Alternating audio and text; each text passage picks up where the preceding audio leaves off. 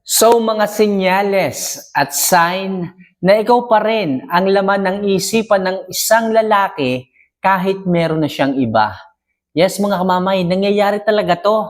Kahit hiwalay na kayo, kahit ex-husband mo na siya, kahit hindi na kayo, as in break na kayo, makikita at makikita mo pa rin yung mga sign, yung mga senyales na talagang ikaw pa rin ang nasa isipan ng isang lalaki kahit meron na siyang iba. At yan nga ang ating pag-uusapan ngayong gabing ito mga kamamay.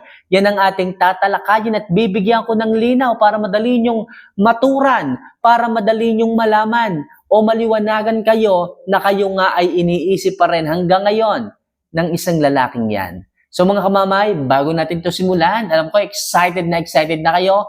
Isa lang palaging hinihiling ko if ever na gusto mo o nagugustuhan mo yung mga love advice na aking isineshare dito, huwag mo sana kalimutan na pindutin yung subscribe button, i-like yung video at mag-comment dito. Simpleng mga click-click, pindot lang naman yan eh. So regalo nyo na sa akin.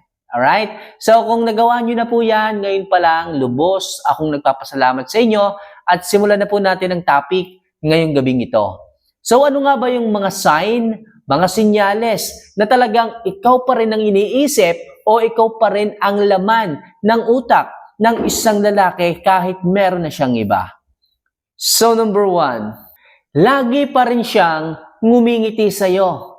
Yes mga kamamay, kahit sabihin natin na wala na kayo, kahit sabihin natin na meron na siyang iba, pero iba pa rin eh. Pag nakikita mo siya, pag nagkakasalubong kayo, iba pa rin yung kanyang ngiti. Iba pa rin yung galawan ng ngitian. Yung tipong parang may laman ang bawat sulyap at ngiti niya sa iyo. Di ba yung iba kapag ka nagkahiwalay? Di ba yung iba kapag ka ipinagpalit ka sa iba, nagiging bitter na? Hindi na tumitingin. Yung iba nga, hindi na makatingin sa mga mata, kundi nakatungo na pag nagkakasalubong, umiiwas na. Pero kapag ang isang lalaki hanggang ngayon, kahit hindi na kayo magkapiling, kahit iba na ang kanyang kasama, is ngumingiti at tumititig pa rin sa'yo, malamang sa malamang, ikaw pa rin ang kanyang iniisip. Hindi ka maalis sa kanyang isipan. Nandun pa rin ang isang ikaw sa kanyang utak na namamalagi. So isa yung sign kapag ang isang lalaki ay ngumingiti pa rin sa iyo sa kabila ng mga nangyari sa inyong dalawa. Ibig sabihin, hindi ka pa rin nawawala sa kanyang isipan. So next, number 2, nangungumusta pa rin siya sa iyo. Yes mga kamamay, ewan ko ba kung bakit ganito yung ibang mga lalaki eh. Kahit nagkahiwalay kayo, siguro nung umpisa, after a month, halimbawa, ngayon, naghiwalay kayo, lilipas lang ang isang buwan, walang kamustahan, walang chat-chat, pero after 2 months, 3 months, and so on and so forth, andyan na, nangangamusta na. Tinatanong ka na sa iyong nanay, tinatanong ka na sa iyong mga kaibigan, ichinachat ka na, tumatawag na mulit sa iyo, di kesyo wala ka pang jowa, ginagawa niya sa iyo yon, tinatawagan kanyang muli at alam niya, kiliti mo. Kapag ganyan ka, mamay, kahit hiwalay na kayo at nangangamusta pa rin, tinatanong ka pa rin, inaalam niya ang nangyayari sa araw-araw mo. Malamang sa malamang talaga. Mahal ka pa niyan. Hindi ka naaalis sa kanyang isipan mga kamamay. Sana mahalata mo yan. Kung palagi kanya kinakamusta, kung sino man sa mga kaibigan mo, kakilala mo, ang palagi niyang tinatanong ka, kapag ka nakikita niya yon, malamang sa malamang, hindi ka maalis sa kanyang isipan kapag kaganan. Sign yan, sinyalis yan, na lagi kang nasa kanyang isipan. At malaki ang chance at posibilidad na hindi nagbago ang nararamdaman niya para sa iyo. O kung nagbago man, hindi pa rin maalis yung katiting na pagmamahal niya para sa iyo. Kaya kung kinakamusta ka ng ex mo, kung kinakamusta ka ng lalaki nang iwan sa iyo, ibig sabihin nun, namimiss ka nun. Ibig sabihin nun, naiisip ka nun. So isa yung sign ng isang lalaki ay nag-iisip pa rin sa iyo kapag ka palagi kanyang kinakamusta. So next, lagi pa rin siyang nakasubaybay sa mga social media accounts mo. Yes mga kamamay, sa may day mo, sa post mo, kahit doon sa pagpapalit mo ng profile picture, nilalike pa rin niya. Iniha-heart pa rin niya. Di ba?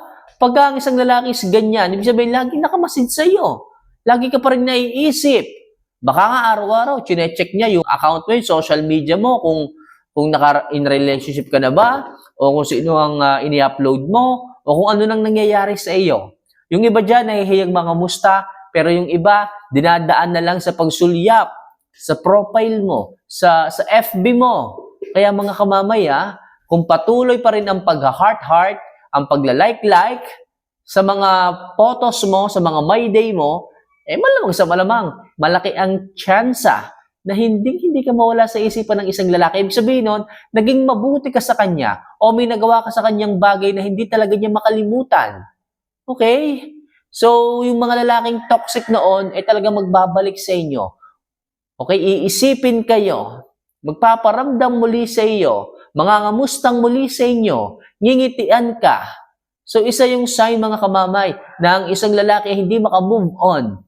Lagi kanyang iniisip kapag siya ay nakasubaybay sa mga social media accounts mo. Kaya yung iba nga dyan, minsan, kahit i-block mo, pamaya-maya gagawa sila ng mga bagong accounts eh. Pamaya-maya, makikita mo na lang may nag-add request. Yung pala, siya na yon. Nagamit lang nyo yung daming account na yon para magkaroon ng update sa iyo. Ganyan ang mga lalaki, mga kamamay. Kapag kaganyan talaga sinusubaybayan kayo, malamang sa malamang, hindi kanya makalimutan. Okay? So next, napapansin mo na nagpapapansin pa rin siya sa iyo. Yes, mga kamamay, may mga ganitong lalaki eh. Kapag hindi ka maalis sa kanyang isipan, nagpapapansin ang mga yan. Halimbawa, tabi ng bahay mo, maya't maya ang daan ng motor, pabalik-balik. Okay, susulyap ka sa bintana, akala mo kung sino, yung pala siya lang. Susulyap ka ulit, may paparating na sasakyan, pag sulyap mo, siya ulit. O kaya naman, madalas na siyang dumaan sa tabi ng bahay ninyo, sisilipin ka sa loob, magkakatinginan kayo, ibig sabihin, nagpapapansin siya. Kahit sa trabaho, kahit hindi na kayo, bigla ka na lang niyang aabutan ng tsokolate, bigla ka na lang niyang aabutan ng flowers, sa hindi maipaliwanag na dahilan. O kaya naman, nasa trabaho kayo, bigla na lalaksan ang boses. May mga ganyan eh. Nilalaksan ang boses para mapansin mo. Papansin ang tawag doon, mga kamamay. Ibig sabihin, gusto niya napansinin mo siya. Sa mga ganong klase ng sign languages, gusto niyang makuha ang atensyon mo. At kapag gusto ng isang lalaking makuha ang atensyon mo, ibig sabihin, naiisip ka niya. Okay, gusto ko pa rin niya. So, yun mga kamamay. So, next. Binabati ka pa rin niya kapag may mga achievements ka o mga masasayang pangyayari sa buhay mo. Yes, mga kamamay, hindi niya nakakalimutan na i-congratulates ka. Hindi niya nakakalimutan na lapitan ka, na sabihin na congratulations dahil sa mga achievements mo. Kahit sa birthday mo, bumabati pa rin siya. Kahit mga piyesta eh. Binabati ka niya kahit hindi mo iniimbita, bila na lang niya magchat-chat, happy fiesta.